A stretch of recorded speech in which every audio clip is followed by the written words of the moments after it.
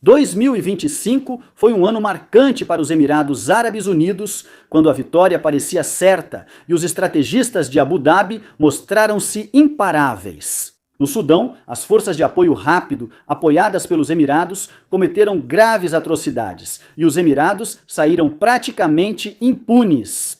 No Iêmen, um grupo rebelde chamado Conselho de Transição do Sul havia tomado quase todo o país com a ajuda dos Emirados. Captura de petróleo, frustração da Arábia Saudita e exigência de reconhecimento como novo Estado soberano. Nos territórios da Somalilândia e Puntland, os Emirados Árabes Unidos fizeram de aeroportos e portos centros de um novo eixo regional.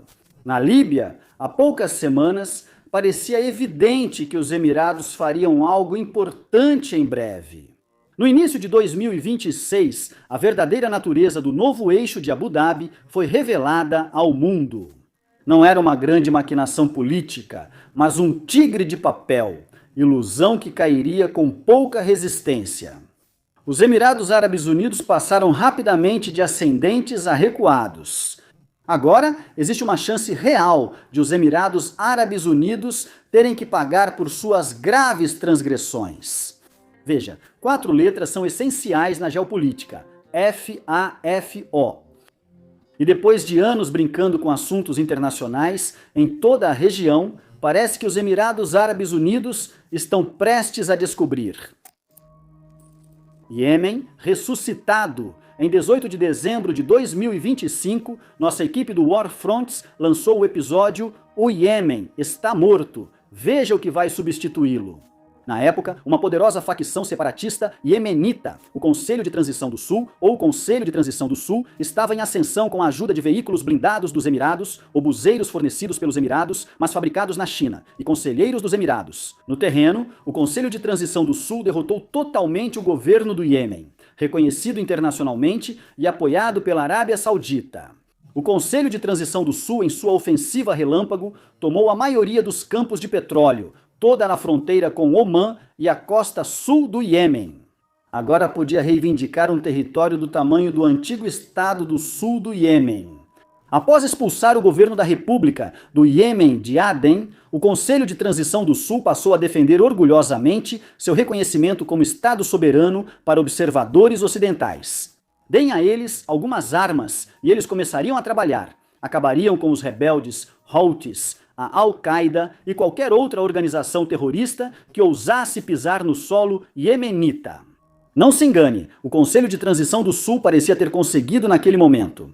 O governo apoiado pela Arábia Saudita e as milícias tribais que o sustentavam recuaram de seu território com o avanço do Conselho de Transição do Sul, evitando lutar por cidades e rodovias estratégicas e até fugindo para Nabá, a Arábia Saudita. Mas o Conselho de Transição do Sul e os Emirados Árabes Unidos, que o apoiaram por anos, logo perceberam que comemoraram cedo demais. Devemos informar aos espectadores do War Front que a reviravolta a seguir era algo que queríamos compartilhar.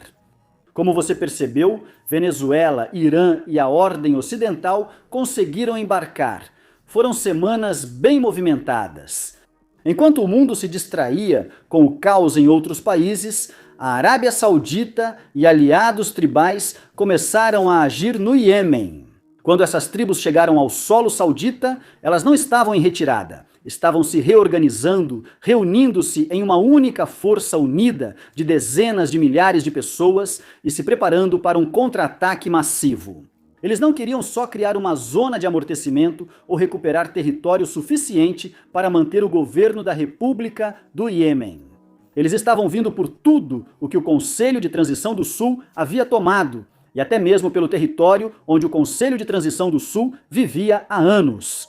E desta vez, eles tinham apoio aéreo. Agora, para entender o que aconteceu em seguida, é importante entender como a luta no Iêmen é diferente de quase todos os outros lugares do mundo.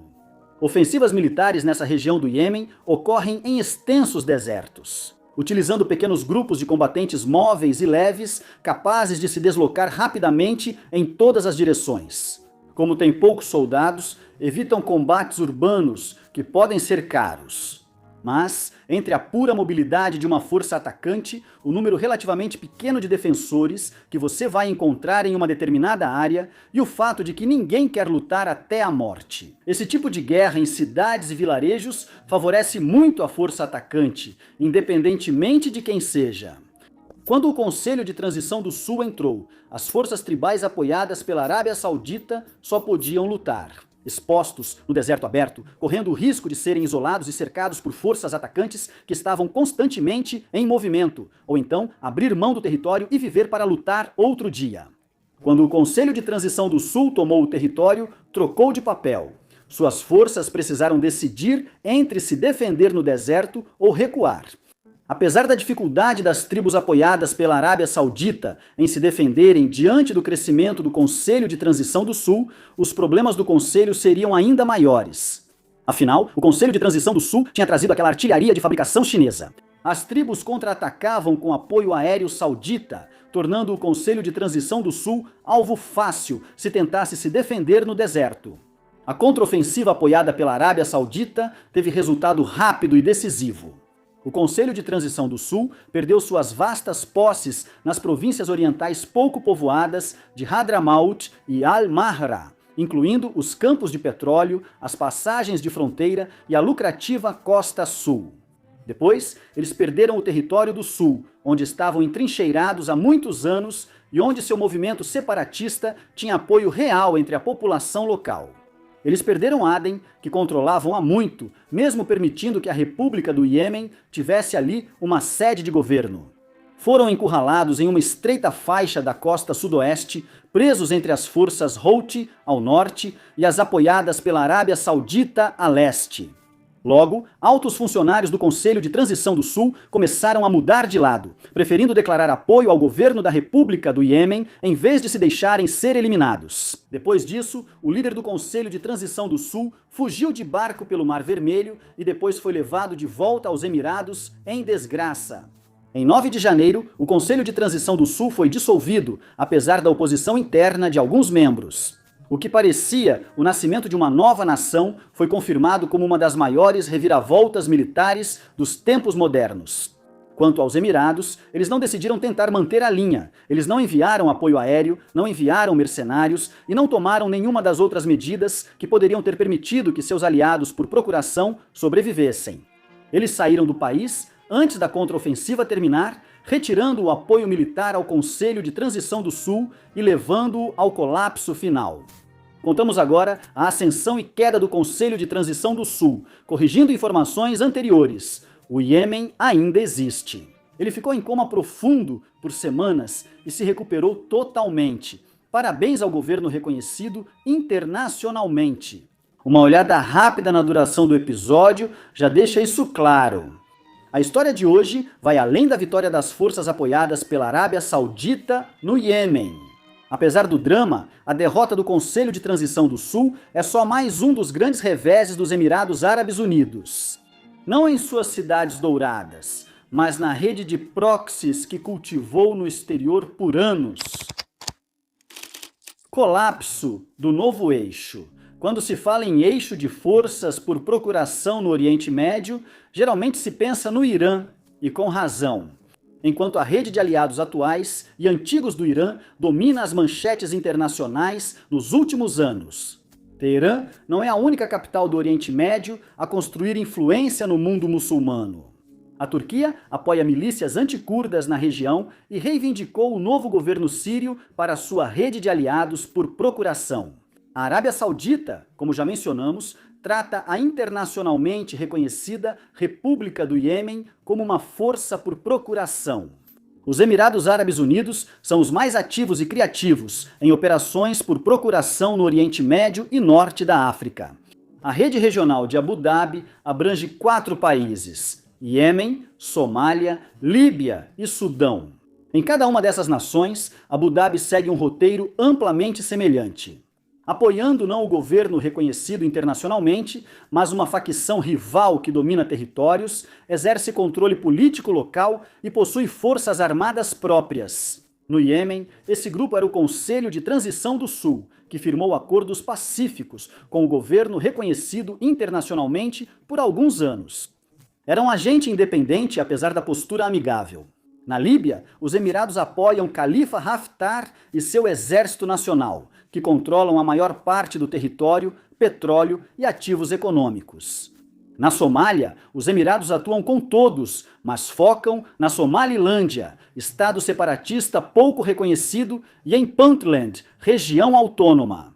No Sudão, os Emirados apoiam as Forças de Apoio Rápido, uma força de combate predominantemente composta por árabes étnicos, que reivindicou uma grande parte do território sudanês, cometeu atrocidades de guerra regularmente e atualmente está perpetrando um genocídio horrível sob a cobertura desse conflito.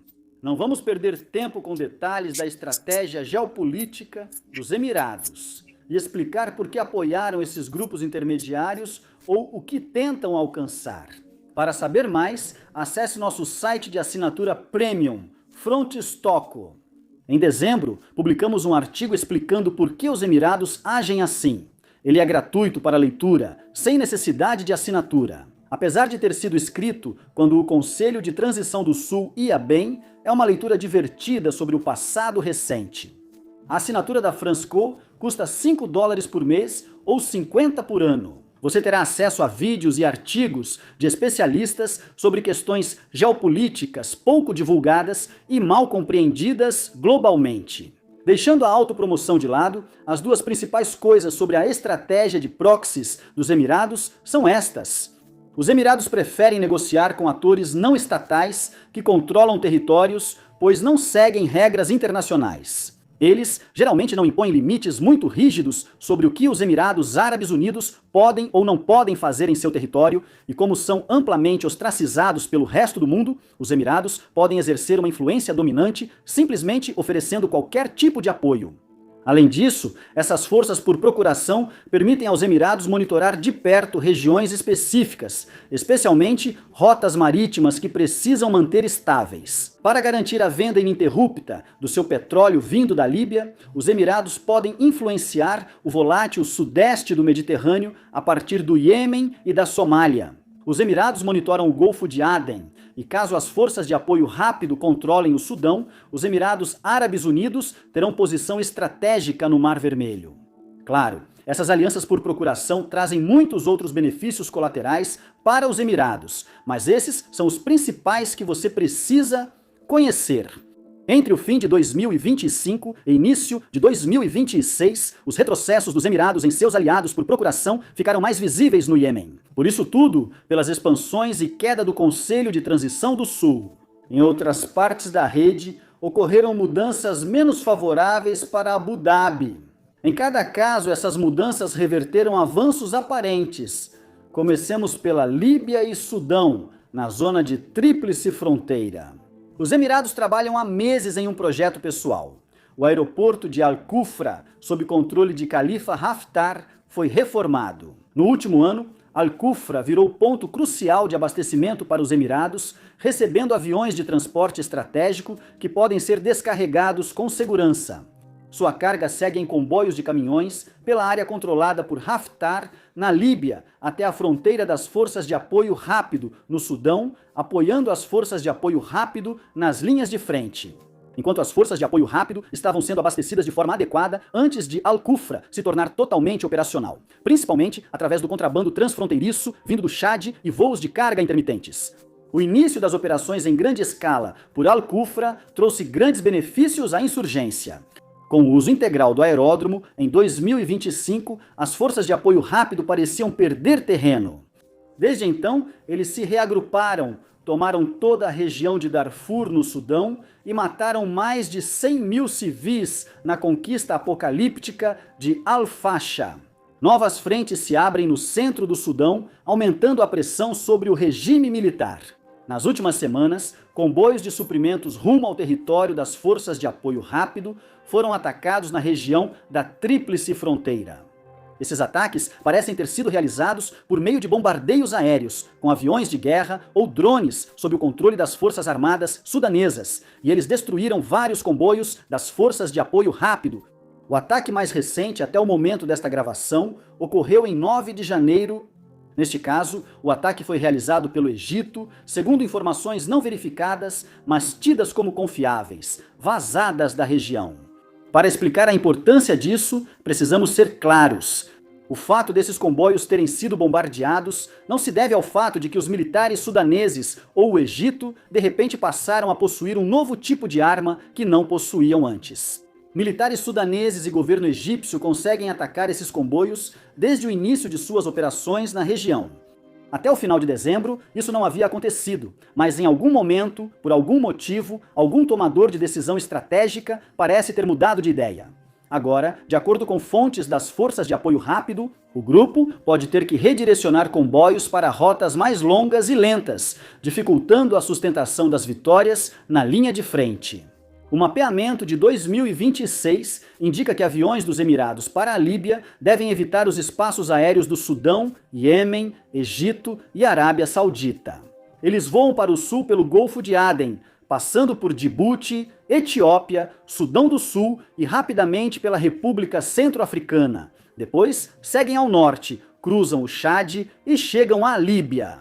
Algumas aeronaves dos Emirados conseguem fazer essa viagem, mas os cargueiros estratégicos Aleutian, usados no abastecimento do Forças de Apoio Rápido, precisam parar para reabastecer. Na Somália, após décadas buscando reconhecimento como Estado soberano, a Somalilândia recebeu seu primeiro endosso internacional.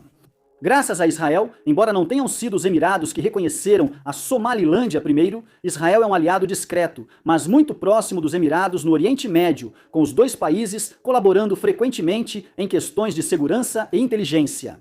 Israel, com sua proximidade com uma administração americana que já cogitou reconhecer a Somalilândia, foi um amigo especialmente importante para os Emirados contarem.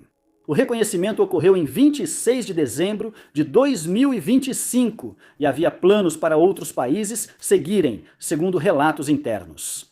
Incluíam os Emirados e a Etiópia, que há anos oscila em relação à Somalilândia. Para Emirados e Israel, reconhecer a Somalilândia poderia trazer avanços importantes. Os Emirados controlam um porto importante e um aeroporto estratégico na Somalilândia, além de ativos semelhantes na vizinha Puntland.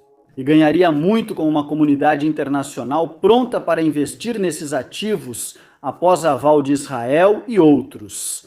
Os Emirados Árabes Unidos usam esses aeroportos para apoiar o Forças de Apoio Rápido e poderiam coordenar melhor com uma Somalilândia soberana sem depender de Mogadíscio. Abu Dhabi e Jerusalém usam a Somalilândia como centro regional de coleta de inteligência e vigilância. Esses esforços poderiam ter sido muito maiores se tivessem estabelecido uma relação formal e reconhecida com a Somalilândia independente. Apesar de Israel e os Emirados preverem reação negativa ao reconhecer a Somalilândia, a resistência foi bem maior do que esperavam. A maior parte do mundo muçulmano, incluindo potências do Oriente Médio e a Indonésia, rejeitou a iniciativa. O governo federal da Somália, que há muito tempo mantém uma relação frágil, mas importante, com os Emirados, não decidiu simplesmente aceitar a decisão de Abu Dhabi, mas rompeu completamente os laços com os Emirados. Essa decisão foi contestada pela Somalilândia e por Puntland, assim como pela região sul de Jubalândia, que está cada vez mais autônoma.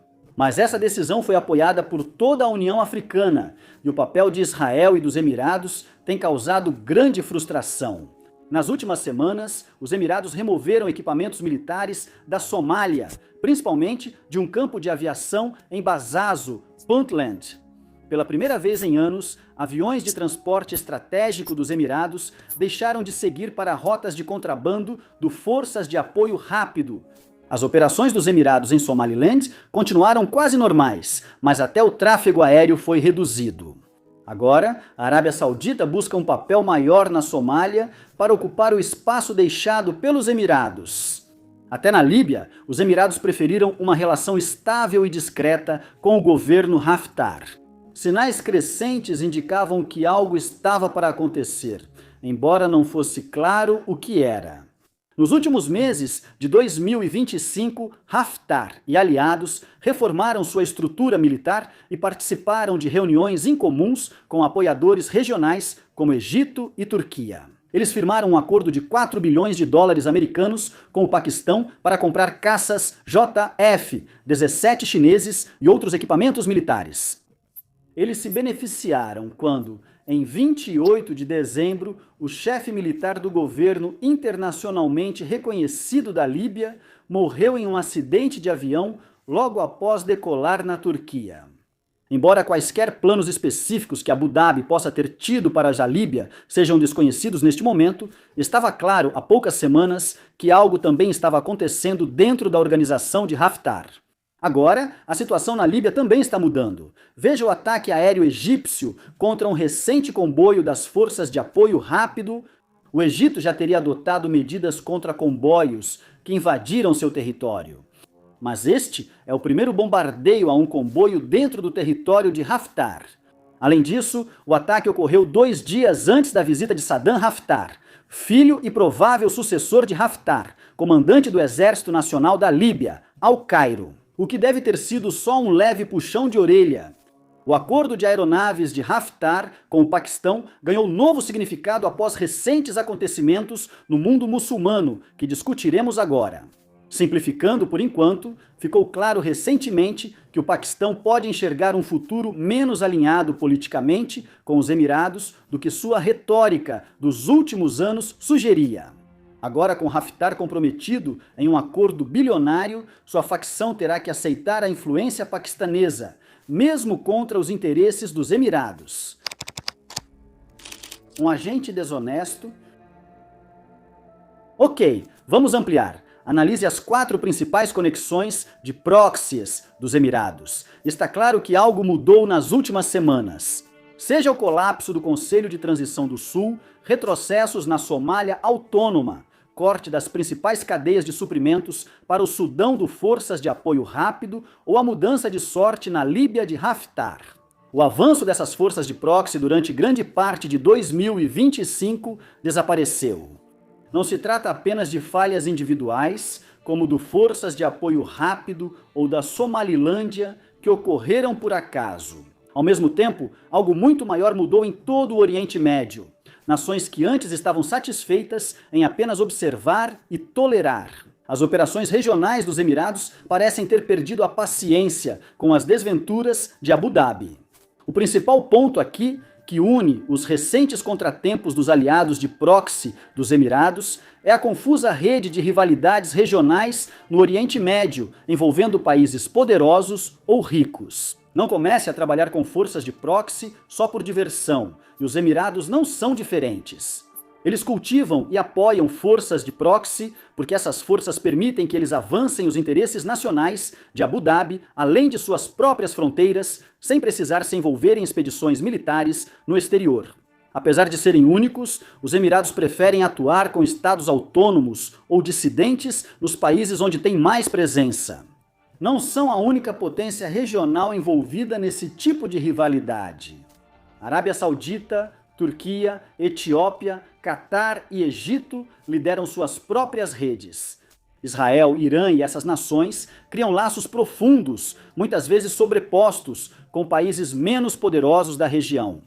Veja o Líbano, onde Arábia Saudita e Irã influenciam e costumam ter objetivos opostos. Ou a Jordânia, que precisa manter boas relações com sauditas, emiradenses, israelenses e egípcios ao mesmo tempo. Ao tentar ocupar o centro das redes de influência, esses atores regionais acabam entrando em conflito entre si. Israel, x Irã, Irã, x Arábia Saudita, Turquia, x Israel, Etiópia, x Egito, Arábia Saudita, x Catar, entre outros. Às vezes essas rivalidades se manifestam na esfera econômica ou cultural, às vezes são disputadas por meio de forças intermediárias, às vezes envolvem bloqueios, rompimento de laços e outras medidas diretas. Na maioria das vezes, não ocorre conflito militar direto entre as duas potências regionais. Esta é uma parte do mundo definida por economias dependentes do petróleo, com insatisfações internas latentes que a maioria dos governos precisa monitorar cuidadosamente. Quando uma potência regional mostra fraqueza, as demais costumam agir como uma matilha, buscando tudo o que a nação enfraquecida não consegue defender. Em resumo, a situação é de caos constante. Não precisamos entender toda a dinâmica, mas sim o papel dos Emirados nela. Os Emirados são há décadas um dos atores geopolíticos mais interessantes do Oriente Médio, especialmente recentemente. Com menos de 12 milhões de habitantes e apenas 11% de emiradenses, o país usou sua riqueza do petróleo para se tornar um ator relevante regionalmente. Ao contrário de nações como a Arábia Saudita, que perceberam tarde demais que precisavam diversificar suas economias e agora estão diversificando principalmente por meio de projetos de turismo voltados para a vaidade, os Emirados levam a diversificação a sério há muito tempo. Além disso, reconheceram que, ao priorizar indústrias ou parcerias mal vistas globalmente, podem obter uma fatia maior dos lucros, ao agirem como parceiros dispostos a ignorar certas questões. Como exemplo, os Emirados processam uma quantidade enorme de ouro extraído ilegalmente e ouro proveniente de zonas de conflito, que eles então processam, rebatizam como se fosse deles e vendem no mercado internacional. Também ficou conhecido por seu ambiente de negócios altamente permissivo, onde as empresas pagam impostos mínimos. Não precisam seguir muitas das leis trabalhistas que encontrariam em outros países ricos. Enfrentam menos consequências por envolvimentos internacionais. Essa abordagem fez os Emirados atuarem com forças regionais que muitos países evitam, como a Líbia sob Khalifa Haftar ou os governos da Somalilândia e Puntland. Ao mesmo tempo, ignoram abusos graves de parceiros estrangeiros, incluindo ações das forças de apoio rápido do Sudão, que equivalem a genocídio. Claro, parceiros regionais dos Emirados percebem esse comportamento, por isso Abu Dhabi virou um agente do caos no Oriente Médio. Não é um estado anterior de verdade, como o Irã. Abu Dhabi alterna entre agir como estado fora da lei e aproveitar seu lugar na ordem internacional conforme lhe convém. Sempre oportunista, os Emirados passaram de confrontar o Irã a intermediar acordo entre Irã e Arábia Saudita e de liderar bloqueio ao Catar no final dos anos 2010 a colaborar com ele em 2025. Esse comportamento também ocorre fora do Oriente Médio. Os Emirados adotam postura similar com China, Estados Unidos da América, Rússia e União Europeia. Como você deve imaginar, os Emirados acumularam capital político com o tempo, para incentivar as nações mais poderosas a tolerarem isso, mesmo que suas ações não estejam totalmente alinhadas ao que desejam. Isso também faz com que, para outras potências do Oriente Médio, os Emirados sejam uma dor de cabeça constante e incorrigível. O mesmo vale para o apoio dos Emirados às suas forças por procuração, assim como seu apoio consistente a outras nações da região que têm tendência a agir por conta própria. Os Emirados, ao apoiarem as forças de apoio rápido e o Sudão, vão contra os interesses do Egito, Turquia e Irã, que apoiam as forças armadas sudanesas. Ao apoiar Haftar na Líbia, os Emirados divergem do Catar e até há pouco da Turquia. Apesar de a Turquia ter revisto sua posição sobre a Líbia recentemente, ao apoiar Puntland e Somaliland, os Emirados dificultam a atuação de Turquia, Arábia Saudita, Egito e Catar, todos ligados ao governo da Somália em Mogadíscio. No Iêmen, o Conselho de Transição do Sul ameaçou por breve período o governo reconhecido internacionalmente, principal projeto internacional da Arábia Saudita.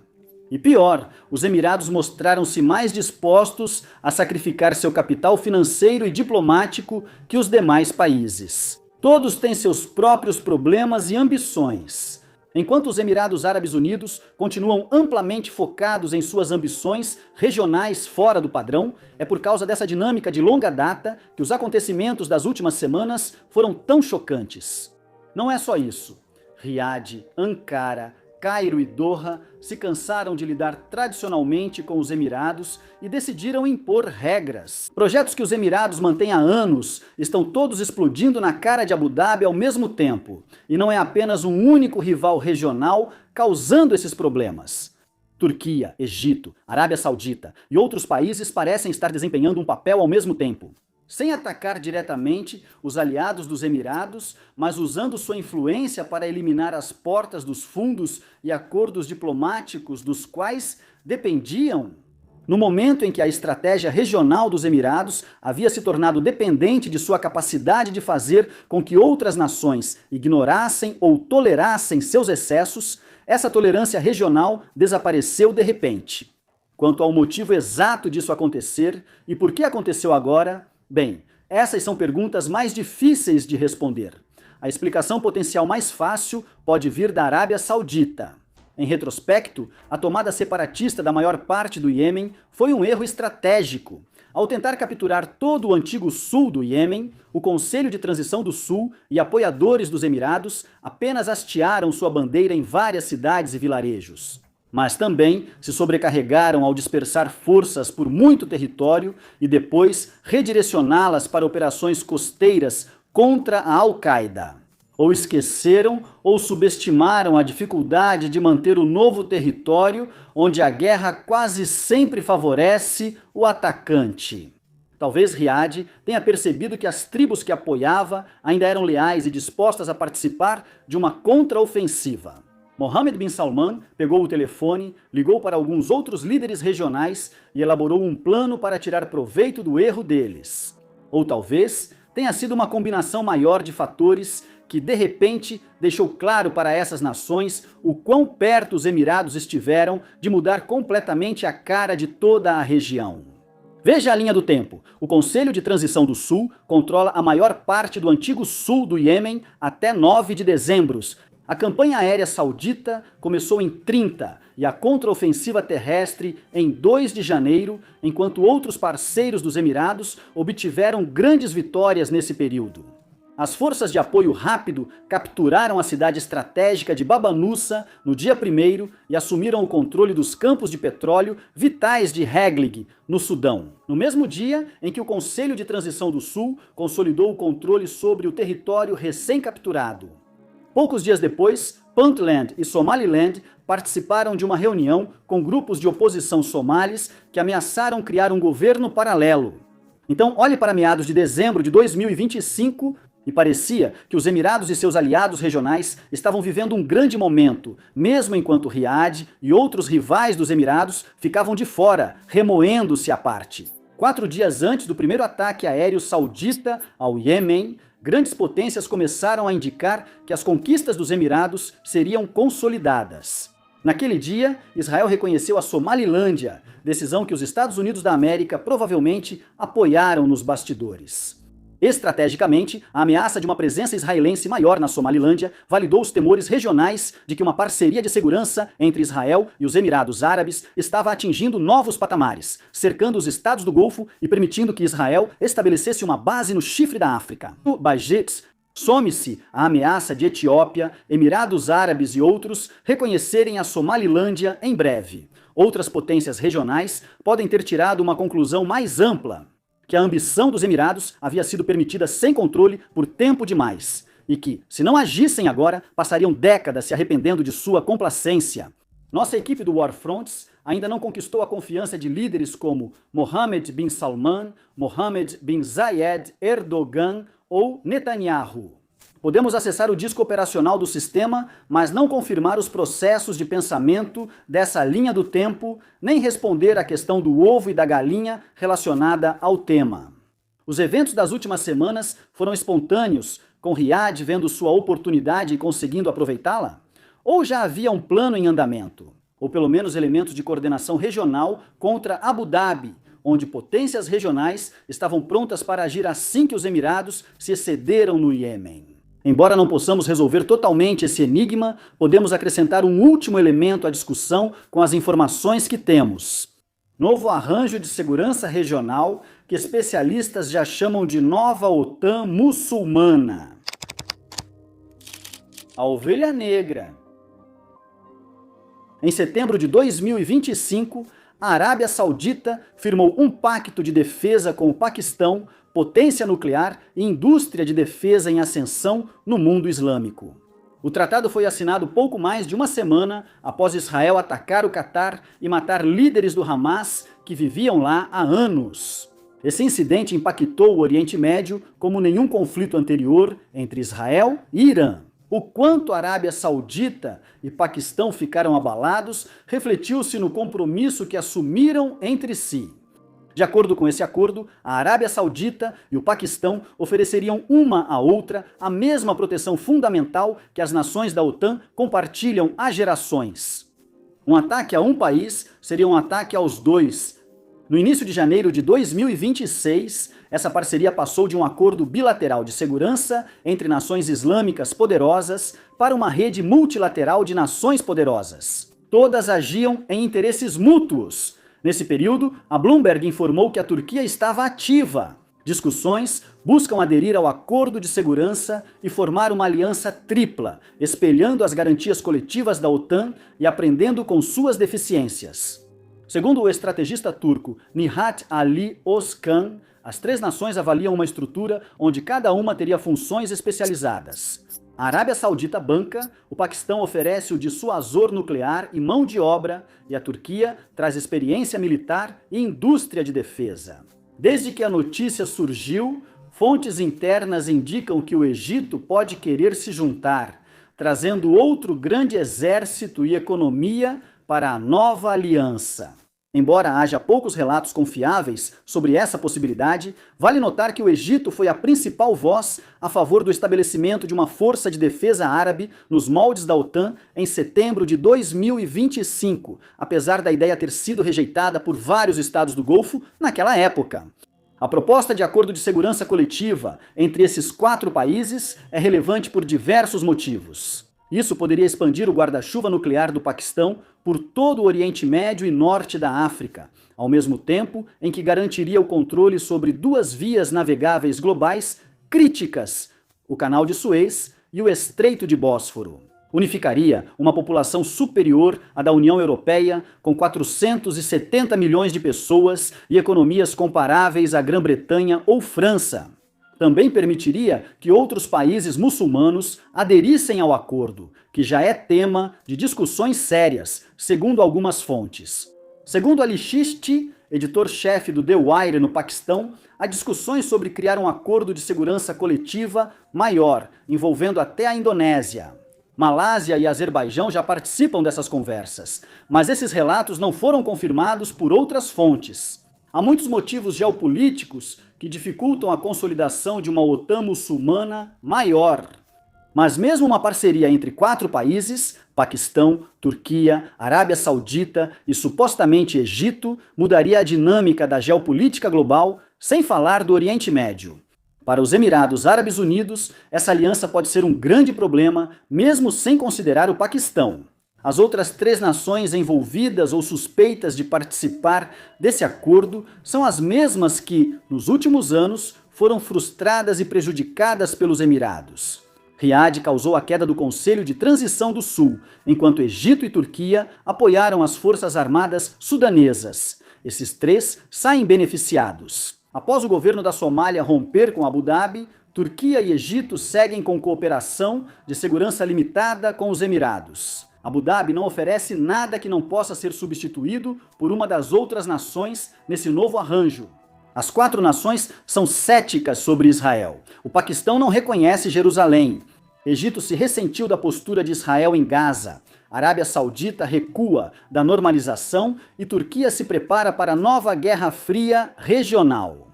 Os Emirados, por outro lado, são provavelmente o aliado árabe mais importante de Israel, e Abu Dhabi parece estar disposta a usar sua rede de aliados para benefício mútuo com Israel. Quando surgiram oportunidades, juntando todos esses fatores, começa a ficar claro que Abu Dhabi tem um grande problema. Após anos subvertendo nações maiores e mais poderosas no Oriente Médio. Após anos de disputa geoestratégica, os líderes emiradenses parecem ter criado uma situação difícil por conta própria. Os Emirados Árabes Unidos vinham trabalhando com a suposição fundamental de que uma aliança regional como essa não era possível, ou, no mínimo, era tão improvável que poderia ser descartada como possibilidade. Eles miraram, subverteram e absorveram os interesses estratégicos regionais de outras nações, porque essas nações estavam cada uma preocupada apenas consigo mesma. Cada uma tinha uma preocupação maior, e cada uma chegou à conclusão de que era melhor considerar os Emirados como um amigo problemático, mas no fim das contas aceitável, do que como um inimigo. Isso teria sido muito difícil de lidar sozinhos, mas agora eles se reuniram em uma aliança com cerca de 7 vezes o poder econômico. Se considerarmos só os cidadãos emiradenses, mais de 400 vezes sua população se volta contra os Emirados Árabes Unidos. Não é uma luta justa, especialmente considerando que os Emirados direcionaram seus recursos não para construir um exército no mesmo nível, digamos, do de Israel, mas sim para uma rede descentralizada de grupos de procuração por toda a região. Essas 4 nações provavelmente não iniciarão uma guerra, nem forçarão mudança de regime em Abu Dhabi, mas também não precisam. O colapso do Conselho de Transição do Sul, o fim da relação dos Emirados com a Somália e os retrocessos no Sudão tornaram isso claro. A rede regional criada pelos Emirados é bastante frágil. Elas são propensas a interrupções, podem ser rompidas ou frustradas se os adversários regionais dos Emirados decidirem trabalhar juntos. Após perder essas conexões, será difícil reconstruí-las. Em poucas semanas, a posição dos Emirados enfraqueceu bastante no Oriente Médio. Ficou claro que, quando nações muçulmanas fortes se unem, os Emirados não são prioridade e viram ovelha negra. Sobre o futuro dos Emirados, é importante notar que a Arábia Saudita, Paquistão, Turquia e Egito ainda mal exploraram suas ferramentas geopolíticas. Eles podem interceptar melhor carregamentos dos Emirados para as forças de apoio rápido, especialmente se o Egito aceitar atacar a Líbia ou o Sudão. Já estão formando uma conexão militar industrial entre Haftar, da Líbia, e o Paquistão, com um acordo bilionário para jatos de combate assinado. Turquia e Egito já têm acesso à família Haftar e seu governo. Eles poderiam pressionar mais a Somalilândia e Puntland, fortalecendo o governo federal da Somália ou investindo nas zonas autônomas do país. Sobre o Iêmen, o Conselho de Segurança e Transição já foi discutido. Os Emirados sabem o impacto de uma aliança regional nos estados do Golfo. Afinal, eles só precisam se lembrar do bloqueio ao Catar, que os próprios Emirados facilitaram. E enquanto os Emirados se beneficiam enormemente de seu relacionamento próximo com Israel e os Estados Unidos. Fique certo de que a Turquia, membro da OTAN, o Paquistão, aliado de Trump, a Arábia Saudita, aliada de Trump, e o Egito, aliado estratégico central, poderiam facilmente reduzir a influência de Abu Dhabi em Washington. Se Washington sair, Israel pode não querer seguir, mas não pode agir de forma oposta. Na verdade, uma aliança regional assim pode ser ainda pior para os Emirados a longo prazo. Não só haveria forte oposição à estratégia dos Emirados, como eles podem tornar os Emirados dependentes de sua boa vontade. No início do episódio, falamos por que os Emirados apoiam certos grupos de procuração. Lembre-se que o foco dos Emirados era garantir rotas de transbordo seguras em mares voláteis. Juntas, Turquia, Arábia Saudita e Egito podem controlar o Mar Vermelho, Mediterrâneo Sudeste e Canal de Suez. Eles podem usar o Iêmen, com apoio da Arábia Saudita, para controlar o Golfo de Aden e até bloquear o acesso dos Emirados aos mercados do Mar Negro, especialmente da Rússia. Para Abu Dhabi, a dura realidade é esta: quando ninguém se importa o suficiente com o que Abu Dhabi está fazendo para sequer mover um dedo. Ou quando Abu Dhabi consegue persuadir, conversar, ameaçar ou convencer nações individualmente a ignorarem a situação, é aí que Abu Dhabi pode realizar suas ambições. Mas os Emirados Árabes Unidos não conseguem enfrentar uma oposição forte e unida de outros países. Essas nações, juntas, são muito mais poderosas e influentes que Abu Dhabi jamais será. Já dissemos isso hoje e repetimos. O fato de os Emirados terem se destacado em várias indústrias e regiões do mundo é uma conquista impressionante. Mas, em algum momento não muito distante no passado, Abu Dhabi apostou que poderia cultivar uma rede de influência regional. Jogar os jogos de poder do Oriente Médio e testar limites onde quisesse. Tudo isso sem jamais ser forçado a prestar contas de suas ações diante de um grupo de rivais. Hoje, em janeiro de 2026, o veredito está dado. Abu Dhabi fez uma aposta muito ruim e agora cabe aos rivais de Abu Dhabi decidir. Mas eles querem cobrar. Quanto à forma como os Emirados escolhem lidar com sua nova situação, seus líderes ainda têm opções, mas está claro que eles terão que traçar um novo caminho para Abu Dhabi. O Iêmen não parece mais estar em disputa a curto prazo. As forças de apoio rápido seguem na ofensiva e será difícil derrotá-las, mesmo sem a ajuda dos Emirados. Mas seu valor para Abu Dhabi depende da capacidade de Abu Dhabi de alcançá-lo, e isso já vai ser difícil. Sua abordagem na Somália vai precisar de uma reavaliação fundamental. Sobre a Líbia, os Emirados são só mais uma potência regional a descobrir que relações com Haftar são voláteis. Se os Emirados escolherem manter sua rede de aliados por procuração da melhor forma possível e tentarem resistir à pressão de uma aliança regional crescente que não sente necessidade de incluir Abu Dhabi, então estarão travando uma batalha difícil a partir de uma posição de desvantagem econômica, estratégica e diplomática. Mas a alternativa é que os Emirados engulam sua ambição. Na geopolítica, frequentemente a ambição é a única coisa que uma nação não quer sacrificar. Obrigado por assistir.